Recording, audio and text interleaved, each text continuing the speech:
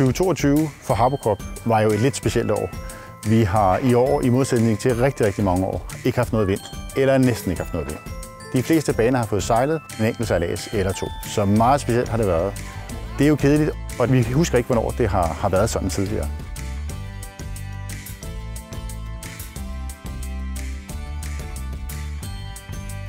Det var lidt irriterende. Jeg havde håbet på, at vi kunne få nogle sejladser, jeg kunne rykke lidt længere op. Det var lidt kedeligt, men også okay, fordi det gik godt i går, så nu bliver det mit resultat.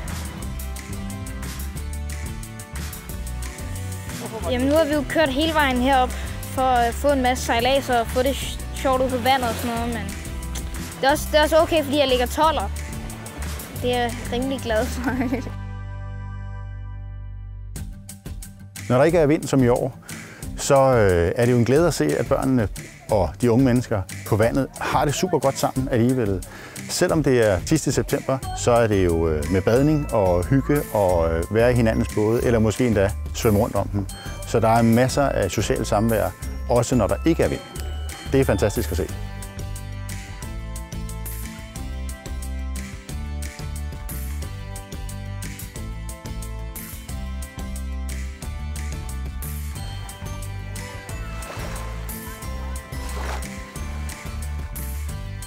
Altså, jeg synes, det er fedt, fordi den sejler hurtigere i forhold til f.eks. Optimistjolle, som vi sejlede før. Og man sejler 2 i båden sammen. I den her type, der er meget konkurrence i den, og den er god i forhold til min alder og vægt. Passer jo nok til vores størrelse og aldersgruppe, og så er den rigtig fin og sjov at sejle i.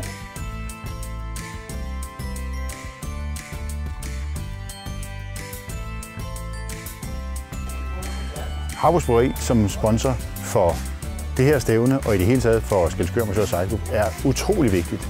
Det er en meget stor del af sejlklubbens liv at holde et stævne som det her, og uden en opbakning fra Harbos Bryggeri og vores andre sponsorer er det ikke muligt at lave et stævne som det her. Der er flere hænder. Tillykke! Vi støtter op omkring Harbocop, fordi vi har haft en lang tradition for det.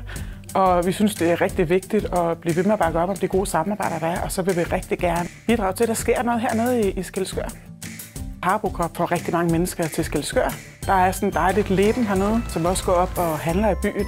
Så det er vi glade for, at vi kan være en del af.